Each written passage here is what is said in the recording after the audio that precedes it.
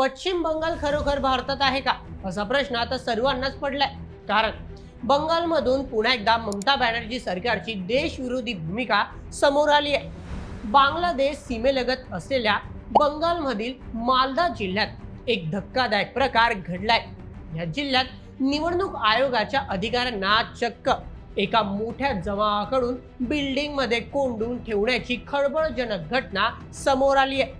राज्यात अशा प्रकारे सरकारी अधिकाऱ्यांना कोंडले जात असताना बंगालमधील राज्य सरकार आणि पोलीस काय करत होते असा प्रश्न आता उपस्थित होताना दिसू लागलाय। अवैध आंदोलन कार्यकर्त्यांना आणि बांगलादेशी घुसखोरांना ममता बॅनर्जी यांचे पाठबळ असल्याचा आरोप लावण्यात येतोय। आता यामुळे ममता बॅनर्जी आपल्या सत्तेसाठी चक्क देशाला संपायला निघाल्या आहेत असेच म्हणावं लागेल। तर नेमकं काय आहे बंगालमध्ये घडलेला हा संपूर्ण प्रकार? कशा प्रकारे आपल्याच देशात या अवैध घुसखोर बांगलादेशींनी सरकारी कर्मचाऱ्यांवर हल्ला केला? आता बंगालमधील तृणमूल काँग्रेस सरकार हे प्रकरण दाबायचा प्रयत्न करते का? चला हे सर्व प्रश्नांची उत्तरे शोधूयात आणि बंगालमध्ये घडलेल्या या घटनेबद्दलचे सखोल विश्लेषण अगदी सविस्तर पद्धतीने जाणून घेऊयात आजच्या व्हिडिओमध्ये। आजच्या बातमीचे लेखक आहे मेहुल मराठे। तर मित्रांनो, गेल्या महिन्याच्या अखेरीस राष्ट्रीय निवडणूक आयोगाकडून तमिळनाडू, केरळ, आसाम आणि बंगाल या राज्यांच्या विधानसभा निवडणुकीची घोषणा करण्यात आली होती। निवडणुका जाहीर झाल्यानंतर सर्वच राज्यांमध्ये राजकीय हालचाली सुरू झाल्या। निवडणूक आयोगाने आता लवकरच SIR मॅपिंग संदर्भातील आदेश संपूर्ण देशभर दिले आहेत। या प्रक्रियेमुळे पश्चिम बंगालमधील तब्बल 60 लाख नाव मतदार यादीतून वगळण्यात आली होती। याच मुद्द्याला पश्चिम बंगालमधील ममता बॅनर्जी सरकारकडून विरोध करण्यात येतोय। त्यांनी या संदर्भातील आपली नाराजी अनेक वेळा भाषणांमधून बोलून दाखवली आहे। भाजपकडून असा आरोप लावला जातो की ममता बॅनर्जीकडून आपल्या परंपरागत बांगलादेशी वोट बँकला वाचवण्याचा प्रयत्न करताना येतोय। मात्र आता बंगालमध्ये जे काही घडले त्यामुळे ममता बॅनर्जी यांची देशविरोधी भूमिका पुन्हा एकदा स्पष्ट झाली आहे। तर नेमकं झालं असं की सुप्रीम कोर्टाच्या निर्णयानंतर निवडणूक आयोगाचे काही अधिकारी बंगालमध्ये मालदा जिल्ह्यात SIR मॅपिंग संदर्भातील प्रक्रिया राबवण्यासाठी गेले होते। या अधिकाऱ्यांमध्ये 4 पुरुष, 4 महिला, त्याचप्रमाणे एका महिला ऑफिसरची 5 वर्षाची मुलगी अशा सर्वांचा समावेश होता। तर मित्रांनो, मागील काही काळापूर्वी बंगालच्या मुख्यमंत्री ममता बॅनर्जी स्वतः सुप्रीम कोर्टात केस लढवण्यासाठी गेल्या होत्या। या संदर्भात सुप्रीम कोर्टाने असे सांगितले की ममता बॅनर्जींना निवडणूक आयोगावर विश्वास नाही, म्हणून त्यामुळे सुप्रीम कोर्टाच्या वतीने बंगालमध्ये काही ज्युडिशियरी अधिकारी पाठवण्यात येतील। हे अधिकारी बंगालमध्ये जाऊन निवडणूक आयोगामार्फत वगळल्या गेलेल्या 7 लाख नावांची पुनर्तपासणी करणार आहेत। आता याच संदर्भातील सुप्रीम कोर्टामार्फत संपूर्ण बंगालमध्ये तब्बल 500 अधिकाऱ्यांची नेमणूक करण्यात आली आहे। हे अधिकारी राज्यात ठिकठिकाणी जाऊन अशा प्रकारे तपासणी करत आहेत। या नवीन तपासणी देखील बंगालच्या मुर्शिदाबाद जिल्ह्यातून तब्बल 11 लाख लोकांची नावे वगळण्यात आली आहेत। आणि त्यानंतर क्रमांक 2 चा जिल्हा आहे मालदा, जिथून तब्बल 8.28 लाख लोकांना वगळण्यात आलंय। विशेष म्हणजे हे दोघी जिल्हे बांगलादेश सीमेला लागून आहेत। मागील काही काळापासून हिंदू बहुल असणारे हे दोन्ही जिल्हे आता मुस्लिम बहुल झाले आहेत। आता हे जिल्हे मुस्लिम बहुल होण्याचे कारण बांगलादेशातून अवैधरित्या भारतात येणाऱ्या लोकांकडे सूचित करते।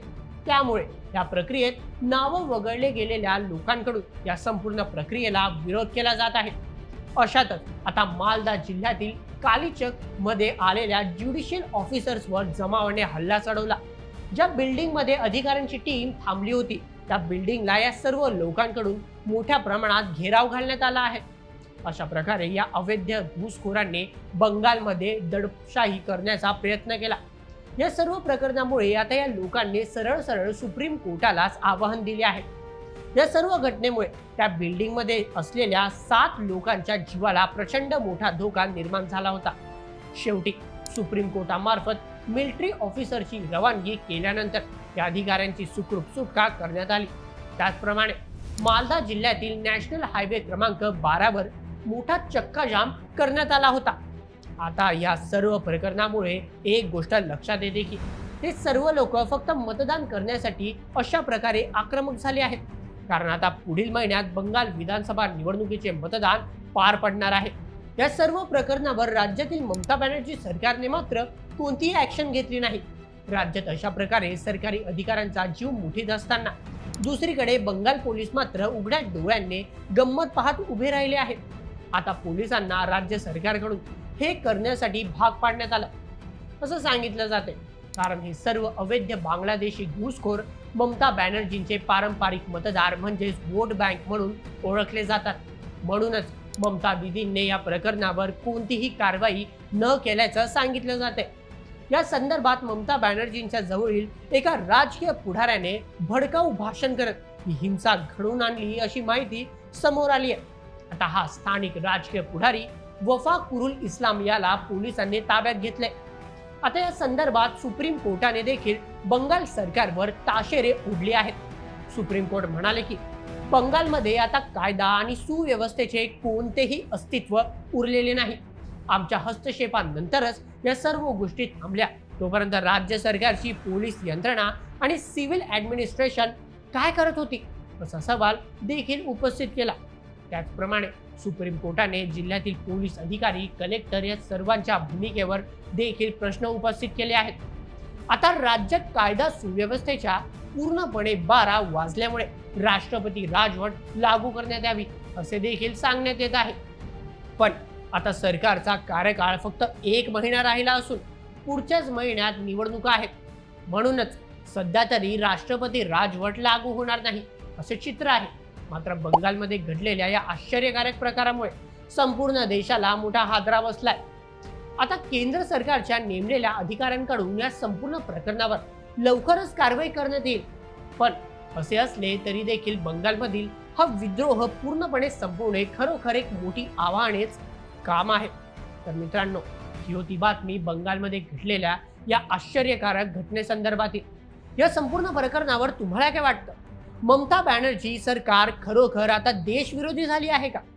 तुमचे मत आम्हाला कमेंटमध्ये नक्की सांगा आणि अशाच व्हिडिओसाठी सबस्क्राईब करा बोल MH आपल्या YouTube चॅनलला. धन्यवाद.